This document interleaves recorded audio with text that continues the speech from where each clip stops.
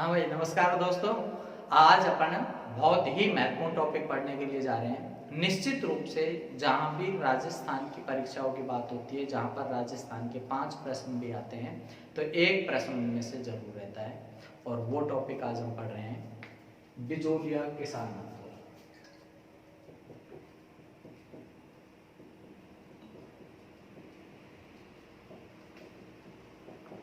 बिजोलिया किसान आंदोलन सभी जानते हैं, राजस्थान का पहला किसान आंदोलन था कौन सा? बिजोलिया का। राजस्थान में किसान आंदोलन हुए। किसान आंदोलनों में भी बात करें तो सबसे पहले जो किसान आंदोलन हुआ है कौन सा था? बिजोलिया का संगठित किसान आंदोलन था।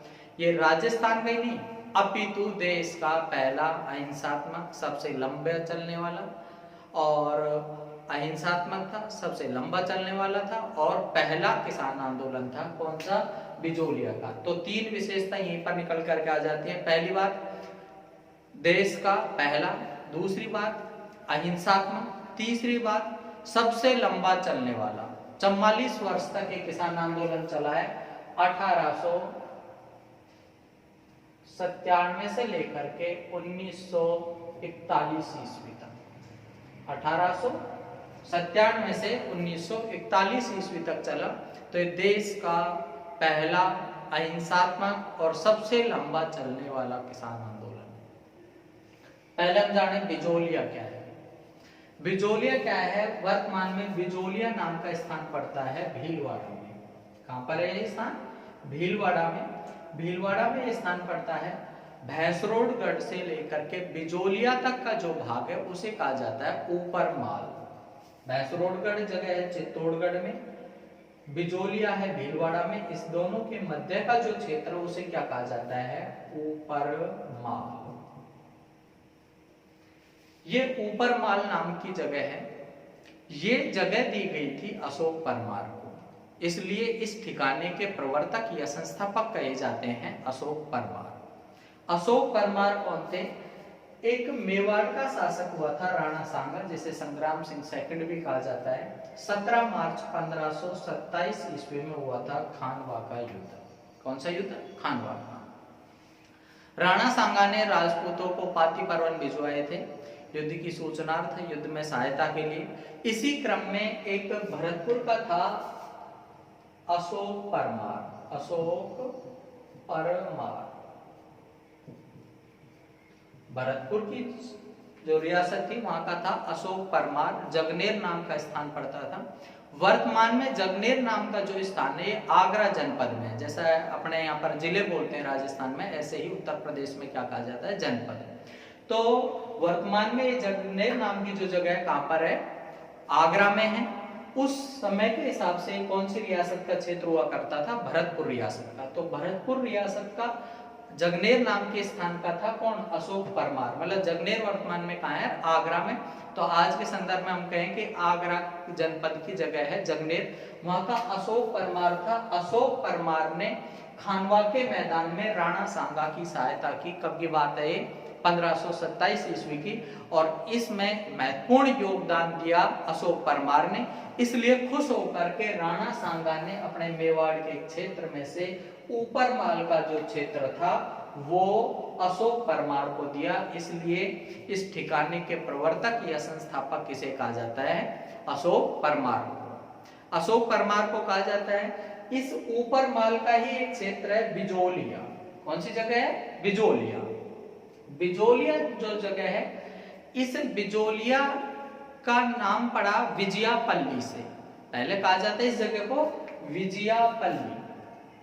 विजयापल्ली विजय में प्राप्त हुई थी ये जगह, इसलिए क्या नाम था इसका? विजयापल्ली। विजय में प्राप्त हुई। और विजयापल्ली से कहते कहते क्या कहने लग गए इस जगह को? बिजोलिया। अब हम बात करते हैं इस वर्तमान समय में किसान आंदोलनों के समय की। तो 18वीं शताब्दी के आसपास की स्थिति की हम बात करें तो उस समय यहाँ पर मराठों का आधिपत्य हो गया था। मराठों का आधिपत्य हो गया। मराठों को किसानों ने, यहाँ का शासक हुआ करता था उस समय कोई किशन सिंह नाम का, उनकी सहायता से उनको भगा दिया गया। बात करें हम 1894 ईस्वी की, 1894 ईस्वी की बात करें तो 1894 ईस्वी में यहाँ का शासक था गोविंद दास। गोविंद दास, गोविंद दास की 1894 ईस्वी में मृत्यु हो गई। 1894 में मृत्यु हो गई। नया उत्तराधिकारी बन गया यहाँ पर राव कृष्ण सिंह। 1894 में नया उत्तराधिकारी बन गया कौन? राव कृष्ण सिंह। राव कृष्ण सिंह 1894 में उत्तराधिकारी बना। राव कृष्ण सिंह ने क्या किया? 1897 ईस्वी में, 1897 ईस्वी में पूता प्रथा लागू कर दी। पूता प्रथा, पूता प्रथा क्या होती थी? खड़ी फसल के ऊपर कर निर्धारण करना। दो प्रकार से कर लिया जाता था, एक तो लाटा प्रथा और दूसरी थी पूता प्रथा। कर पहले ही 84 प्रकार के लिए जा रहे थे, बात बात के ऊपर कर लिया जाता। पानी के ऊपर कर था, आबियाना कर। गंगा जी की लाग कर, गंगा जी की लाग। आबियाना कर क्या होता था? आबियाना कर पानी के ऊपर रियासत के द्वारा टैक्स लिया जाता। पानी का उपयोग कर रहे हो तो इसके ऊपर टैक्स लिया जाता, क्या कहलाता वो? आबियाना कर। गंगा जी की लाग, गंगा जी की लाग। गंगा जी की लाग क्या होती? ठाकुर साहब हैं, उनकी अस्थियों को गंगा जी विसर्जित करने के लिए जाना है, उसके लिए कर वसूला जाता। इसी को क्या कहा जाता? गंगा जी की लाग। कुंवर की घोड़े की लाग, कुंवर के घोड़े की लाग ये क्या होती? जागीरदार का पुत्र है, वयस्क हो रहा है, बड़ा हो रहा है, घोड़ा चलाने लायक हो रहा है, पीपी गाड़ी चलाएगा साहब वो तो उसके लिए टैक्स वसूला जाता किसानों से, क्या कहलाता? कुंवर जी के घोड़े की लाग। कबूतरों के धान की लाग, कबूतरों के धान की लाग। जागीरदार कबूतरों को चुग्गा डालता, जानवरों को क्या डालता? चुग्गा। धर्म खुद कमाता, करवाता किससे? वो धर्म को किसानों से, किसानों से कर वसूलता और कर वसूल करके वो चुग्गा है 5 से 10 किलो अनाज है वो कबूतरों को डलवाया जाता। क्या कहलाता है? कबूतरों के धान की लाग। खींचड़ी लाग, खींचड़ी लाग। खींचड़ी लाग क्या होती? रियासत की सेना है, किसी गांव में आकर के पड़ाव डाले हुई है। अब वो रियासत की सेना ये सब पड़ाव डाले हुए, उसको खाने पीने के लिए पैसे इकट्ठे करने हैं, तो उसके लिए कर वसूला जाता है, क्या कहलाती है वो? खींचड़ी की लाग। इस तरह से लगभग 84 प्रकार के कर चल रहे थे और उन करों को लेने का सिस्टम बदल दिया। क्या लागू कर दी? पूता प्रथा। पहले कौन सी प्रथा चल रही थी? लाटा प्रथा। पूता प्रथा क्या होती थी? खड़ी फसल के ऊपर कर निर्धारण करना। बनी तो अच्छे के लिए, आप ऐसे समझ लें, अपने कोई खेत को बांटे दे रखा है, अपन ने खेत को बांटे दे रखा है। एक तो हमने बांटे लिया है इस क्रम में कि भाई हमारा आधा बट रहेगा, इसमें 1/2 हिस्सा जो कुछ भी पैदा होगा, धूल पैदा होगी तो उसमें भी 1/2 हिस्सा है जो हमारा होगा। एक हमसे कह दिया जाए कि भाई मैं फसल देखूंगा और जब कर निर्धारण करूंगा, यदि फसल अच्छी हुई तो ज्यादा ले लूंगा कर, कम हो रही है तो उस हिसाब से ले लूंगा। अब ये बनी तो अच्छे के लिए कि यदि फसल कम हो रही है तो भाई इस हिसाब से अब की बार कम कर ले लिया जाए या नहीं लिया जाए, लेकिन इसका दुरुपयोग किया जाता। पूता करने के लिए जो कर्मचारी आते राजकीय, वो घूस ले लेते कि मैं, यदि आपके 10 मण पैदा हो रहा है, वो पहले ये कहता कि मैं 15 मण बताऊंगा कि 15 मण पैदा होना है इसके, उस हिसाब से कर निर्धारण करूंगा। तो ये थी पूता प्रथा। तो 1897 ईस्वी में राव कृष्ण सिंह ने कौन सी प्रथा लागू कर दी? पूता प्रथा। पूता प्रथा लागू कर दी। इधर यहाँ पर 1897 में जो पूता प्रथा लागू की है, इसी समय की बात है। एक गिरधारीपुरा नाम का गांव था। कौन सा गांव?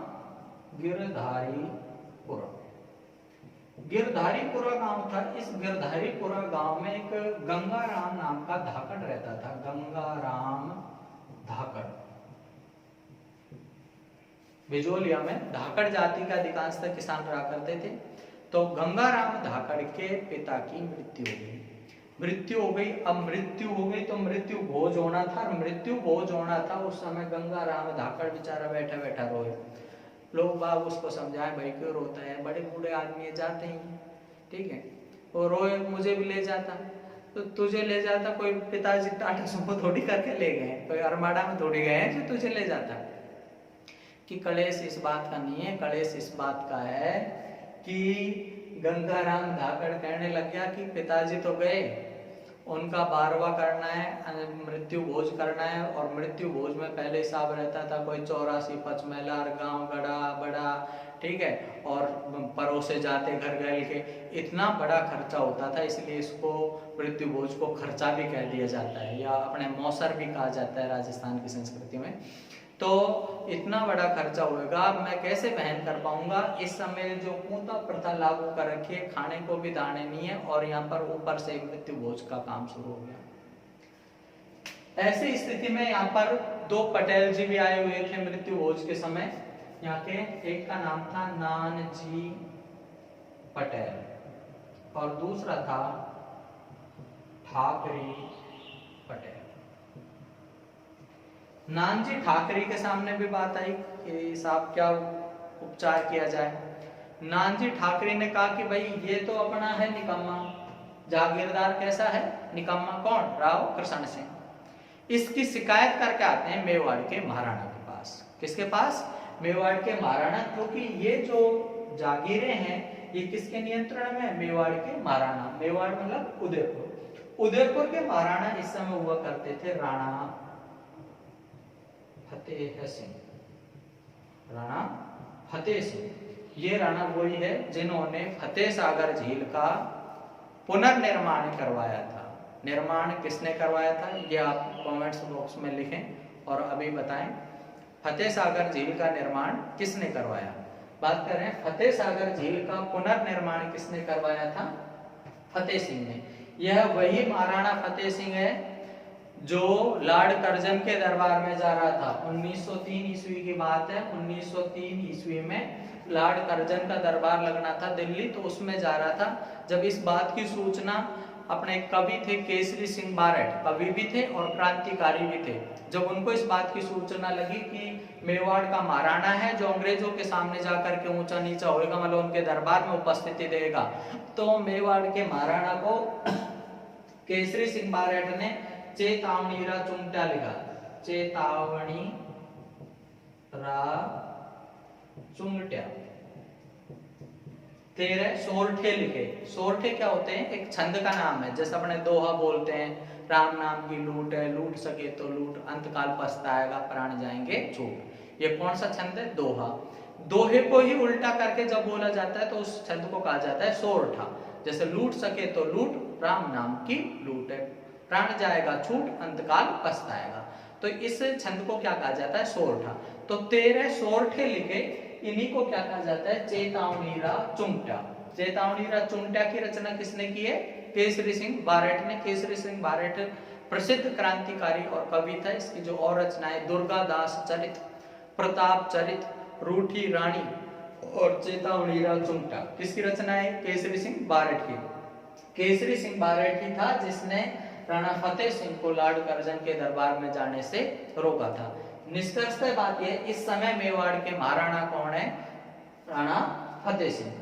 तो नानजी पटेल और ठाकरी पटेल गए मेवाड़ के महाराणा फतेह सिंह के पास।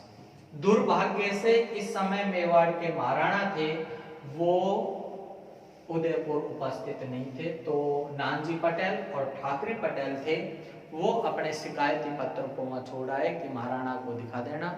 महाराणा ने 6 महीने बाद में, कितने समय? 6 महीने बाद जाकर के उस शिकायती पत्र पर ध्यान दिया और उसके लिए जांच बैठाई हाकिम हादिम हुसैन। हाकिम हादिम हुसैन। हाकिम हादिम हुसैन से जांच करवाई। सीधी सी बात है, 84 प्रकार के कर लिए जा रहे हैं, पूर्णता प्रथा लागू है। हाकिम हादिम हुसैन ने जांच में बता दिया कि साहब वास्तव में ही किसानों के साथ अत्याचार किया जा रहा है, 84 प्रकार के कर हैं, ऊपर से पूर्णता प्रथा लागू कर रखी है। हाकिम आदिम हुसैन ने बता दिया, लेकिन मेवाड़ के महाराणा ने यहाँ के जागीरदार राव कृष्ण सिंह के खिलाफ कोई कार्रवाई नहीं की। जब इस बात का पता राव कृष्ण सिंह को लगा कि नानजी पटेल और ठाकरे पटेल मेरी शिकायत करने के लिए गए थे, लेकिन मेवाड़ के महाराणा ने मेरा कुछ नहीं बिगाड़ा, अब मैं जरूर इनका बिगाड़ूंगा। इसलिए नानजी पटेल और ठाकरे पटेल को बिजोलिया से की जागीर से निष्कासित कर दिया। किसने? राव कृष्ण सिंह ने। राव कृष्ण सिंह के तो अब और भाव बढ़ गए। राव कृष्ण सिंह को डर खत्म हो गया कि मेवाड़ का महाराणा ही मेरा कुछ नहीं बिगाड़ रहा। राव कृष्ण सिंह ने एक और नया काम कर दिया 1903 में। 1903 ईस्वी की बात है। 1903 ईस्वी में इसने चौरी कर लगा दिया। कौन सा कर? चौरी कर। चौरी कर क्या होता था? कन्या के विवाह के अवसर पर लिया जाने वाला कर। चौरी नाम पड़ा है अपने कन्या का। जब विवाह होता है तो चौरी धरने की प्रथा है। चौरी अपने बोलते हैं, जो आपने देखा होगा जो फेरे पड़ते हैं वहां पर छोटी छोटी सी मटकियां रखी जाती हैं, उनको क्या बोलते हैं? चौरी। तो इसलिए कर का नाम क्या पड़ा? चौरी कर। तो 1903 ईस्वी में राव कृष्ण सिंह ने चौरी कर लगा दिया। चौरी कर की राशि निर्धारित कर दी 5 रुपए, कि यदि कोई किसान, कोई भी जागीर का व्यक्ति यदि अपनी पुत्री का विवाह करता है तो उसको 5 रुपए टैक्स के देने पड़ेंगे। किसानों ने इसका विरोध किया। अब विरोध करने का तरीका कुछ नहीं था, यही था कि भाई कन्या का विवाह नहीं करें। पर विवाह भी कब तक नहीं करें? 1903 में चौरी कर लगाया। 1905 तक इस बात का इंतजार करते रहे कि हो सकता है चौरी कर हटी जाए। नहीं हटा तो 1905 ईस्वी में किसान 200 अविवाहित कन्याओं को लेकर के राव कृष्ण सिंह के पास में पहुंचे। राव कृष्ण सिंह से कहा कि आपके इस चौरी कर हमारे देना बस की नहीं है, और इस क्रम में 200 कन्याएं अविवाहित हैं। राव कृष्ण सिंह ने बिल्कुल सूखा सा जवाब दे दिया कि मेरी तरफ से चाहे बेटी बेच करके विवाह करो, मुझे मेरा चौरी कर चाहिए। किसानों ने विचार किया कि हम कर किस बात का देते हैं, क्योंकि इसकी खेतों को बो रहे हैं, इसकी जमीन को बो रहे हैं। यदि हम जमीन बोएंगे ही नहीं तो कर भी किस बात का बनेगा। इसलिए क्या किया, 1905 ईस्वी में अक्षय तृतीया का मुहूर्त रहता था। अक्षय तृतीया, अक्षय तृतीया मतलब आखा तीज। आखा तीज कब आती है? बताएं आखा तीज कब आती है? कमेंट्स लिख करके बताएं आखा तीज कब मनाई जाती है। तो ये मैं आपको बता देता हूँ, आखा तीज का जो समय रहता है वो फसल बोने का समय रहता है। बरसात हो चुकी होती है तो उस समय फसल बोई जाती है। तो उस समय अक्षय तृतीया का जो मुहूर्त रहता था फसल बोने का, और जब फसल बोई जाती थी तो जागीरदार को बुलवाया जाता। जैसे आज भी अपने कोई भवन बनना है, कोई कार्यक्रम आयोजित होना है, तो उसके निमित्त अपन कोई विधायक को, कोई एमएलए को, एमपी को, इनको शिलान्यास के लिए बुलाते हैं। ऐसे जब खेत जोता जाता उस समय खेत से बड़ा और क्या रहेगा। जब खेत को जोता जाता तो जागीरदार के हाथों से उसका शुभारंभ करवाया जाता। बैलों से खेतों को जोतते थे, हड़ बैल से या ऊंट से जोते जाते, उनके राखें बांधी जाती हल्के, जिसको गोगर आखड़ी कहा जाता है। उसमें 9 गांठें लगाई जाती धागे में, इसलिए क्या कहते हैं उसको? गोगर आखड़ी। और जो पुराने भाई यहाँ बैठे होंगे वो जानते भी होंगे कि लपसी वपसी भी बनाई जाती है जब खेत को जोतना शुरू करते हैं। तो कुल मिलाकर के बात यह है कि जब ये खेत जोतने का समय था तो अक्षय तृतीया का मुहूर्त रहता था। अपने जागीरदार था, सुबह से अपने मुंह धो करके तैयार बैठा था कि भाई बुलावा आएगा। शाम तक कोई बुलावा नहीं आया। पता लगा कि अब की बार किसान है जो भूमि को ही पड़त रख रहे हैं। तो आंखें थी वो खुल गई, किसकी? जागीरदार की। जागीरदार ने सोचा यदि ये जमीन को पड़त रख दिया तो अपन को कर ही नहीं मिलेगा। इसलिए उसने किसानों को अपने पास बुलाया और बुला करके सम्मान के साथ में उनसे कहा कि भाई चौरी कर मैंने समाप्त कर दिया है। तो 1905 ईस्वी में राव कृष्ण सिंह के द्वारा चौरी कर को माफ कर दिया। और इसी के साथ में एक और काम भी कर दिया। पहले कर लिया जाता था 50%। कितना लिया जाता? 50%। यूं कह सकते हैं कि जो उपज रहती है उसका 1/2 हिस्सा लिया जाता। उसकी जगह अब कर दिया 40%। इसको अपन कह सकते हैं कि 2/5। तो यहाँ पर पहली बार किसानों को अप्रत्याशित विजय हासिल हुई आंदोलन में कि दो काम उनके हो गए, एक तो उनका चौरी कर है जो माफ कर दिया गया है, और दूसरी महत्वपूर्ण उपलब्धि हुई कि जो कर भी लिया जा रहा था आधा कर लिया जाता, उसकी जगह 50% की जगह कितना कर दिया गया, अब 40%। 1905 ईस्वी की बात है। 1906 ईस्वी में राव कृष्ण सिंह की मृत्यु हो गई। 1905 में काम हुआ, 1906 ईस्वी में राव कृष्ण सिंह की मृत्यु हो गई। नया उत्तराधिकारी बन गया राव पृथ्वी सिंह। राव पृथ्वी सिंह नया उत्तराधिकारी बन गया। ये जो राव पृथ्वी सिंह है ये बुलाया गया है जगनेर से। इनके जो वंशज हैं कहां के हैं, जगनेर के। राव कृष्ण सिंह निसंतान था, निसंतान ही रहना चाहिए ऐसा, ठीक है। पर अब ये जो है राव पृथ्वी सिंह, ये कहां से बुलाया गया है, इनके वंश का ही था और ये कहां रहते थे, जगनेर में। तो ये कह सकते हैं कि निश्चित रूप से इसका पक्का अधिकार नहीं है कि भाई राव कृष्ण सिंह के बाद में यही बनता। मेवाड़ का यदि राणा चाहता किसी और को उत्तराधिकारी बना देता, पर उसने भी सोचा भाई ठीक है इनके वंश से आ रहा है कोई बात नहीं।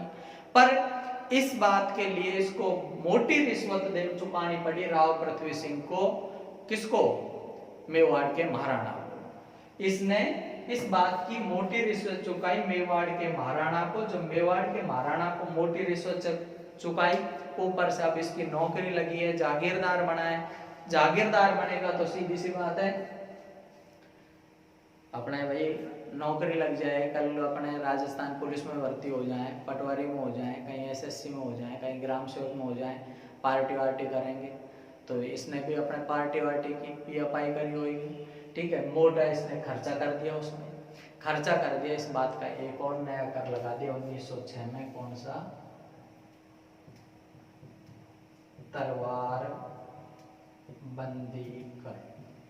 आरएस प्री 2007 में प्रश्न पूछा गया था, तलवार बंदी कर क्या है?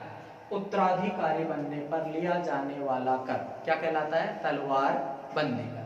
तो 1906 ईस्वी में राव कृष्ण सिंह ने एक नया कर लगा दिया, तलवार बंदी कर। तलवार बंदी कर लगा दिया, करों को बढ़ाने लग गया।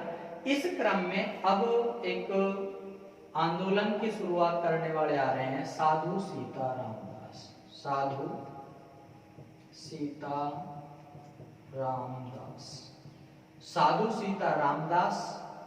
और इसके दो शिष्य थे, एक का नाम था ब्रह्मदेव और एक का नाम था फतेह करण चारण। इनने विरोध किया।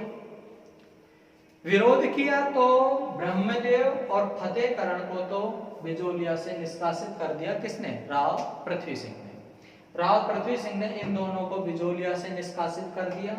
बात करें साधु सीता रामदास की, तो साधु सीता रामदास था जो यहाँ पर बिजोलिया का एक राजकीय पुस्तकालय था, उसका अध्यक्ष था।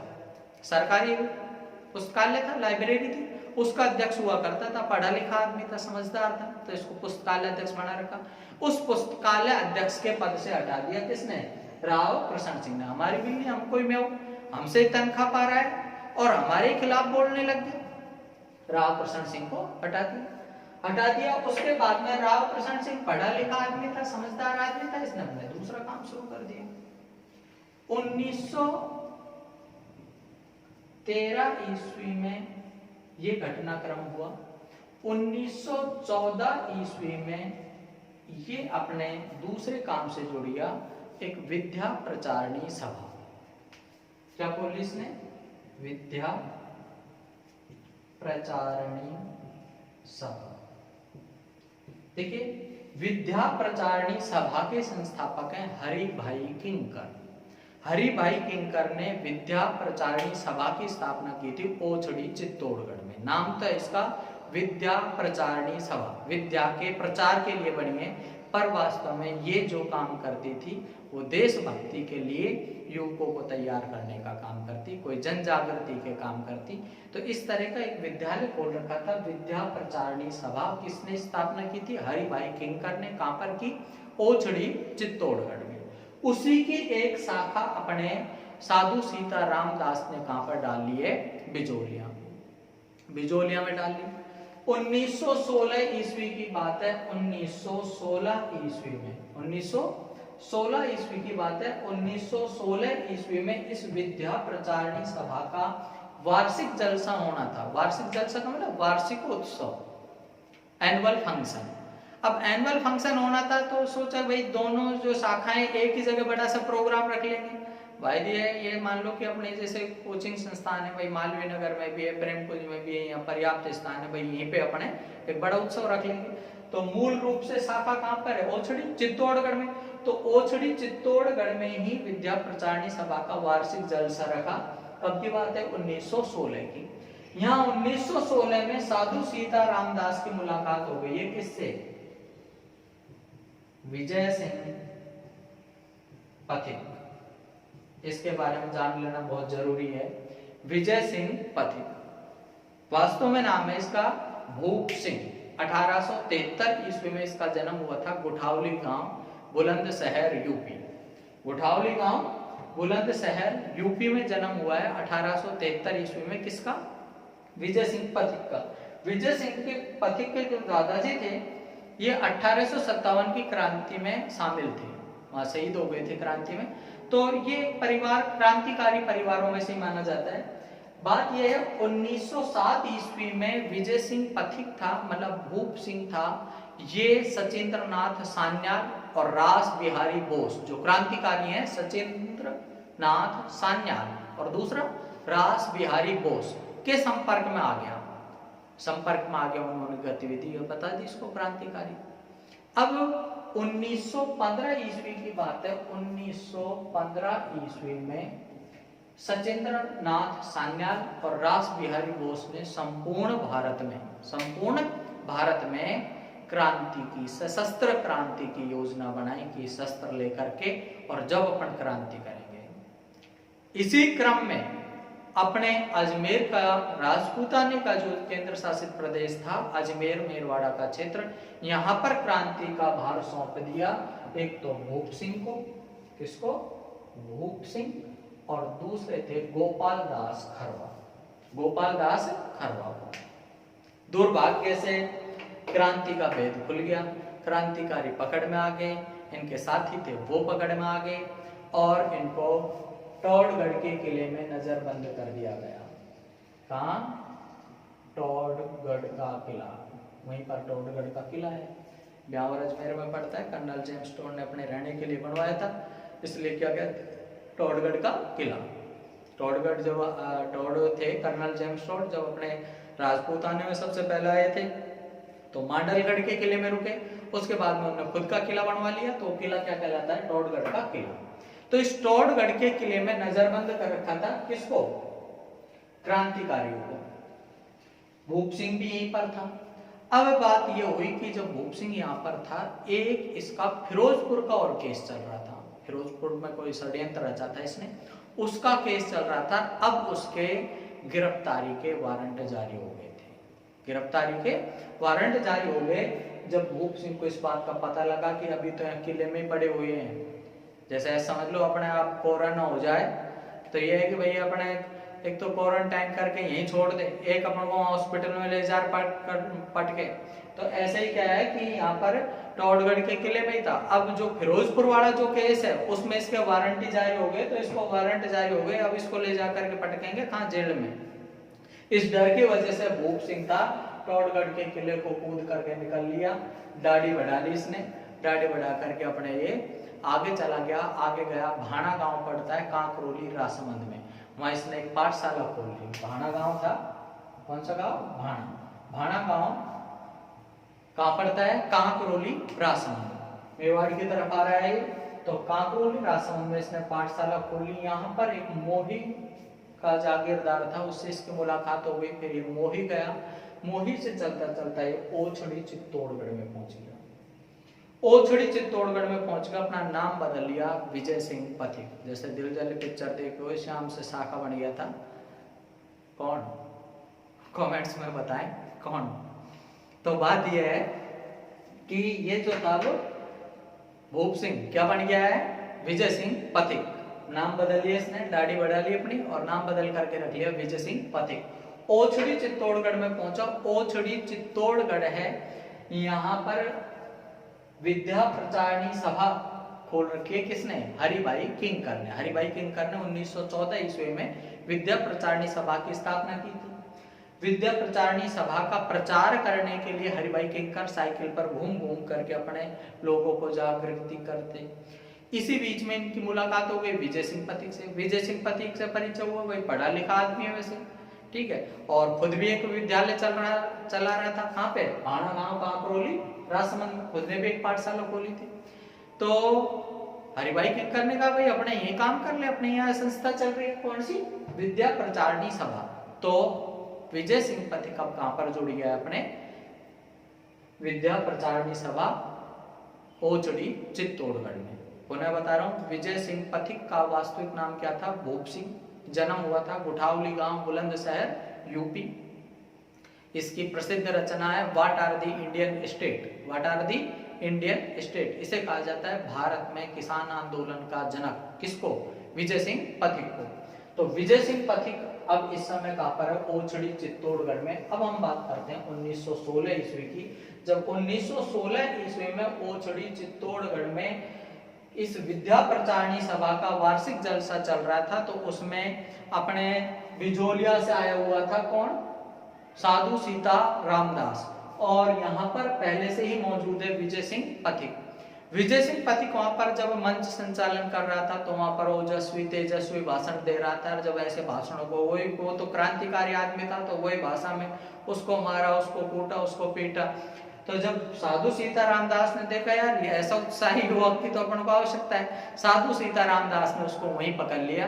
प्रभु तो हमारे साथ चल, हमारी जो जागीर के किसान हैं वो बेचारे बहुत दीन दुखी हैं, और मैं बाबा जी आदमी ठहरा, साधु आदमी हूँ सीता रामदास, तो मेरे इतनी बस की बात नहीं है, तो बिजोली आकर के हमारे वहाँ को संभाल। मैंने वहाँ भी चला रखी है ऐसी स्कूल, कौन सी? विद्या प्रचारिणी सभा, तो वहाँ चल उसको संभाल। 1916 ईस्वी में साधु सीता रामदास के आग्रह पर अब इस बिजोलिया किसान आंदोलन की बागडोर किसके हाथ में आ गई है? विजय सिंह पथिक। तो विजय सिंह पथिक शुरू हो जाता है कब से? विजय सिंह पथिक 1916 ईस्वी में विजय सिंह पथिक बिजोलिया आ गया। अब ये तो वही क्रांतिकारी था, इसके तो उसी तरह से योजनाएं थी। इसने क्या किया? अपने आंदोलन को आगे बढ़ाना शुरू किया, लोग बागों में प्रचार प्रसार, किसानों में प्रचार प्रसार शुरू किया। अब इस बात का पता लगा माणिक्यलाल वर्मा को। किसको? माणिक्यलाल वर्मा। माणिक्यलाल वर्मा जो कि इस समय जागीर के कर्मचारी थे, उनने देखा, वो इनसे प्रेरित हुए कि यार ये वास्तव में व्यक्तित्व है। तो माणिक्यलाल वर्मा ने अपने पद से इस्तीफा दे दिया और किसके पास आ गए? विजय सिंह पथिक के पास। एक दिन बिजोलिया का पासारुनाथ का मंदिर है, जैनियों का मंदिर है। पासारुनाथ क्या है? जैन धर्म के 23वें तीर्थंकर हैं, तो उनका मंदिर है, प्राचीन मंदिर है बिजोलिया में। वहां पर एक दिन माणिक्यलाल वर्मा को देशभक्ति की शिक्षा दीक्षा दी और इन्हें शपथ ली कि आजीवन में देशभक्ति में तत्पर रहूंगा।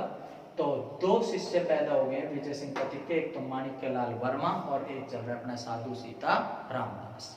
इनके सहयोग से आंदोलन को आगे बढ़ाया। जब जागीर में इस बात का पता लगने लगा, थोड़ा सा विजय सिंह भी डरा हुआ था, क्योंकि ये पहले ही केसों में फंसा हुआ आदमी है कि कहीं असलियत पकड़ में आ गई तो यहाँ से पकड़ ले जाएंगे। इस चक्कर में विजय सिंह पथिक था, जो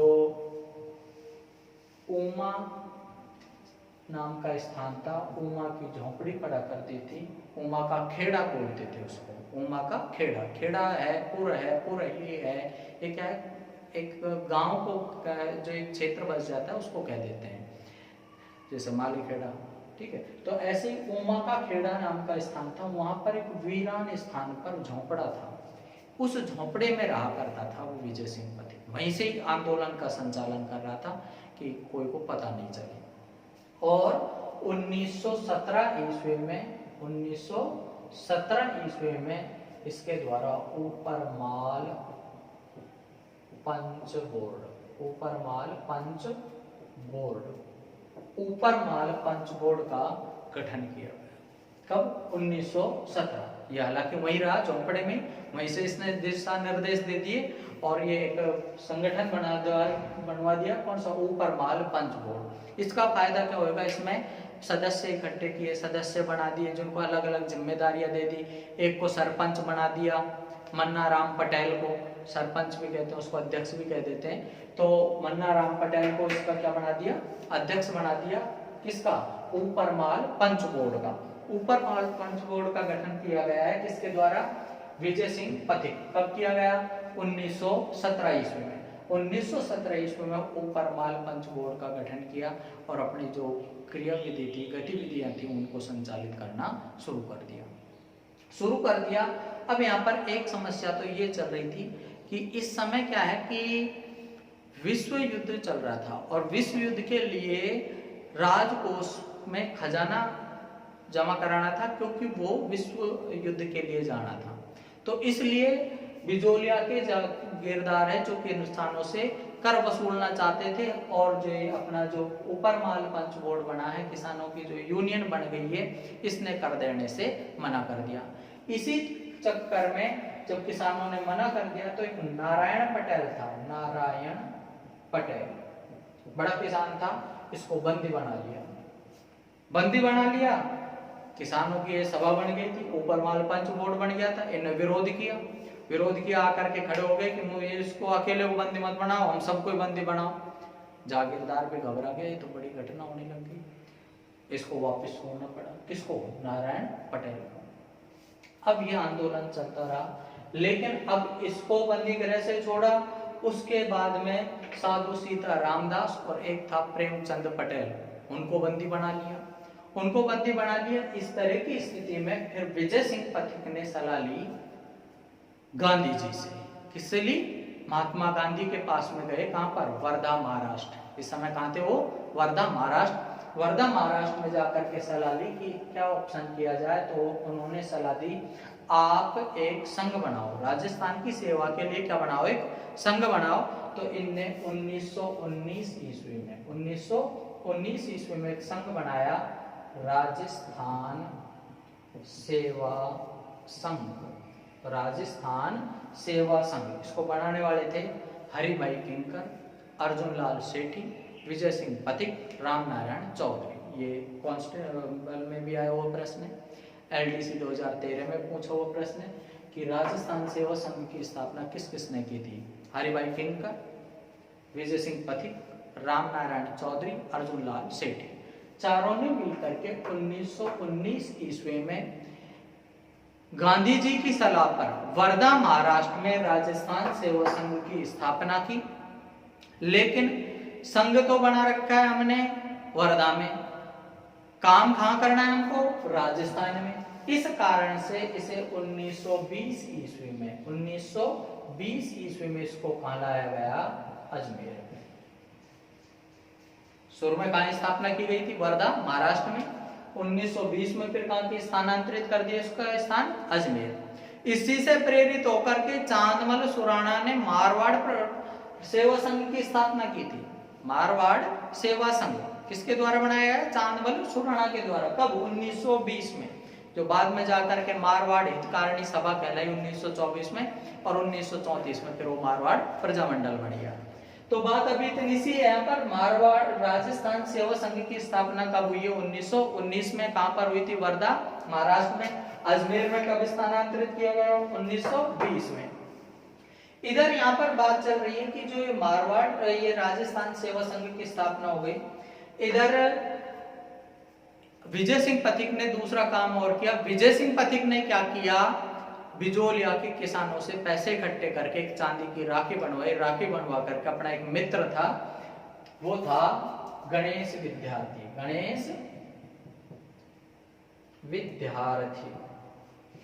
कभी विद्यार्थी जीवन में भीड़ ही रहे होंगे, फ्रेंड सर्किल में होगा, ठीक है। ये कानपुर से प्रताप नाम का समाचार प्रकाशित करता था। कानपुर से निकालता था कौन सा समाचार पत्र? प्रताप। कानपुर से संपादित होता था। कानपुर कहाँ है? उत्तर प्रदेश में। ये भी जन्मजात विजय सिंह भी कहाँ का है? उत्तर प्रदेश का है। रहे होंगे कभी साथी। तो विजय सिंह पथिक ने एक चांदी की राखी बनवा करके और गणेश विद्यार्थी के पास में पहुंचाई कि भाई मैं इस समय बिजोलिया किसान आंदोलन का नेतृत्व कर रहा हूं और यहाँ के किसान बहुत प्रताड़ित हैं, और आप ऐसे करो अपने समाचार पत्र में कहीं कोई स्थान दो, हम जो खबरें बनाते हैं, जो हम घटनाक्रम घटित होता है को हमारे साथ जो शोषण हो रहा है, अत्याचार हो रहा है, दुराचार हो रहा है, इसकी खबरें आप प्रताप में दो। गणेश विद्यार्थी ने कह दिया कि मेरे प्रताप समाचार पत्र का जो प्रथम पृष्ठ होगा उसमें खबर ही किसकी छपा करेगी, बिजोलिया की। तो एक तो प्रताप समाचार पत्र था जिसके माध्यम से खबरें प्रकाशित होने लगी, कहाँ की, बिजोलिया की। दूसरा समाचार पत्र था जो इन्होंने राजस्थान सेवा संघ बनाया है। इस राजस्थान सेवा संघ के माध्यम से वर्धा महाराष्ट्र से एक राजस्थान केसरी नाम के समाचार पत्र का संपादन शुरू किया, जिसके संपादक खुद विजय सिंह पथिक थे। अब बात रही पर ये बेचारे क्रांतिकारी आदमी, पैसे तो इनके पास थे नहीं, इसलिए पैसे देने के लिए सेठ जी बैठे थे, सेठ जमनालाल बजाज। सेठ जमनालाल बजाज ने आर्थिक सहायता प्रदान कर दी। संपादन का काम किया किसने, विजय सिंह पथिक ने, और ये दूसरा समाचार पत्र निकलना शुरू हो गया, कौन सा, राजस्थान केसरी। राजस्थान केसरी समाचार पत्र निकल रहा है कहां से, वर्धा महाराष्ट्र से। प्रताप निकल रहा है कानपुर से। दोनों समाचार पत्रों में अब बिचौलिया की खबरें प्रकाशित होना शुरू हो गई। जब बिचौलिया की खबरें देश भर में फैलने लगी तो 1919 ईस्वी में इसकी जांच के लिए आयोग गठित हुआ, बिंदुलाल भट्टाचार्य आयोग।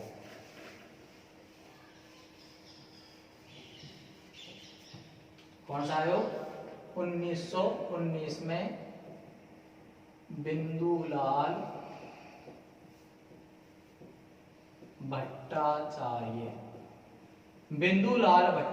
आयोग गठित हुआ। बिंदुलाल भट्टाचार्य आयोग ने जांच की।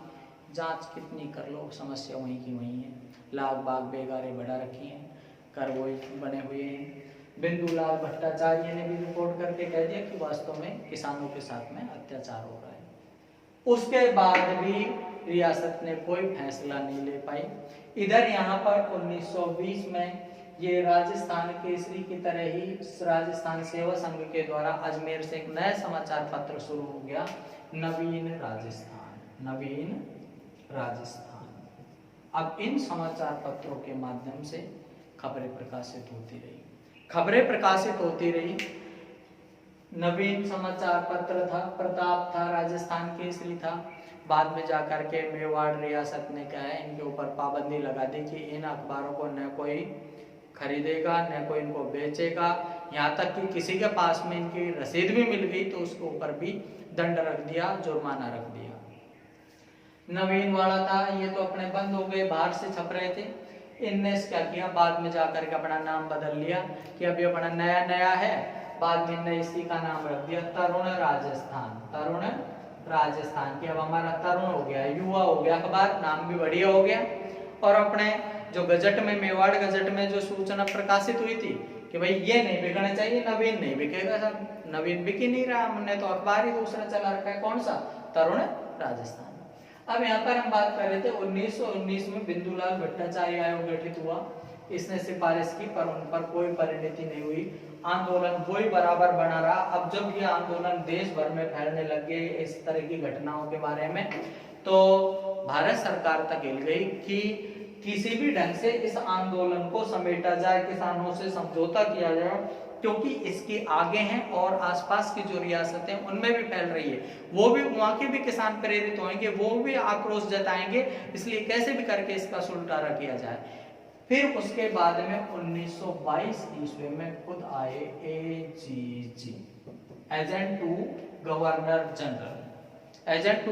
जनरल थे इस समय अपने मिस्टर हॉलैंड थे।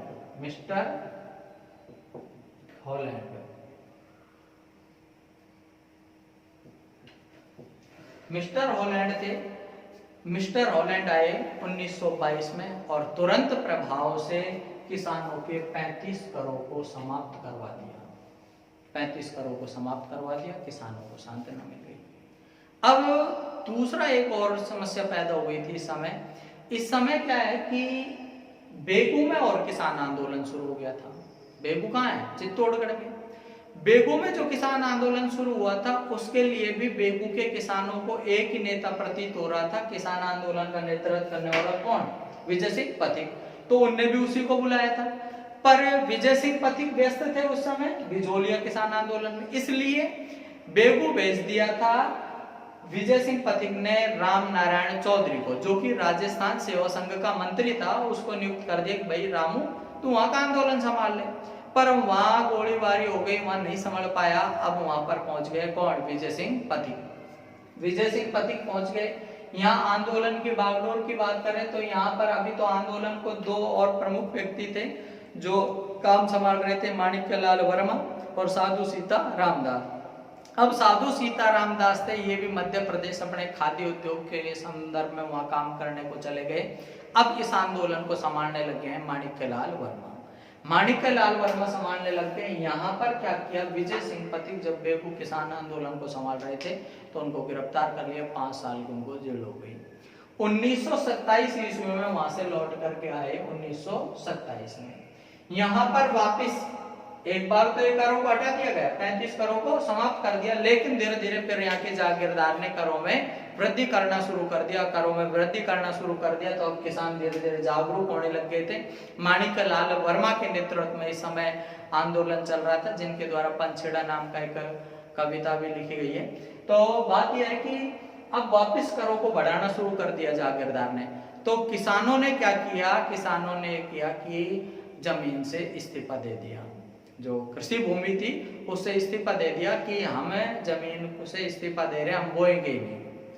इधर से विजय सिंह पथिक उस समय आए रहे थे। विजय सिंह पथिक ने कहा भाई तुम एक बार विचार कर लो, विचार कर लो, तुम जमीन से इस्तीफा दे रहे हो, कल को कोई और किसान है जो इस भूमि को बोने के लिए नहीं आ जाए, यदि ऐसा हुआ तो तुम पछताओगे। किसान आश्वस्त थे कि कोई नहीं आएगा, हमने इस्तीफा दे दिया है। हुआ ऐसा ही कि किसानों ने भूमि से इस्तीफा दे दिया, जागीरदार ने जमीन की नीलामी करवा दी और किसान थे वो लेने के लिए आ गए। अब किसान थे पछताएं, किसान भूखे प्यासे मरे, भूखे प्यासे मरे, ये लांछन जाकर के लग गया किस पर? विजय सिंह पथिक पर। इधर इस बीच में माणिक्यलाल वर्मा से भी विजय सिंह पथिक के संबंध खराब हो गए थे। सेठ जमनालाल बजाज से भी विजय सिंह पथिक के संबंध खराब हो गए थे। विजय सिंह पथिक ने अब इस आंदोलन से अपने को अलग कर लिया। अब माणिक्यलाल वर्मा ने बुलाया सेठ जमनालाल बजाज को। जमनालाल बजाज ने एक शर्त रखी कि मेरा अब विजय सिंह पथिक से पड़ता नहीं बैठता है, इसलिए विजय सिंह पथिक यदि इससे अलग रहता है आंदोलन से तो ही मैं आऊंगा। माणिक्यलाल ने कह दिया वो अलग ही है। तो अब माणिक्यलाल वर्मा और सेठ जमनालाल बजाज आंदोलन के बागडोर को संभाल रहे थे। 1941 में जाकर के इस आंदोलन का पटाक्षेप हुआ, क्योंकि इस समय मेवाड़ जो रियासत है इसके प्रधानमंत्री थे T Vijaya Raghavacharya. T Vijaya Raghavacharya, T Vijaya Raghavacharya, जिन्होंने मेवाड़ का जो प्रजामंडल था, मेवाड़ प्रजामंडल के संस्थापक कौन है? माणिक्यलाल वर्मा। तो मेवाड़ प्रजामंडल था, मेवाड़ प्रजामंडल को भी स्वीकार कर लिया था इनने, पाबंदी हटा दी थी, ये समझ गए थे। और इसी के साथ में जो किसानों की जो भूमि जो यहाँ पर रख ली गई थी, इस्तीफा दे दिया तो दूसरे किसानों को दे दी। तो पुराने जो किसान थे वो बेचारे इस समय आंदोलनरत थे, तो उनको वापस ये जमीन थी वो लौटा दी गई। और 1941 ईस्वी में इस बिजोलिया किसान आंदोलन का पटाक्षेप हुआ। ये था अपना बिजोलिया का किसान आंदोलन। धन्यवाद। जय हिंद।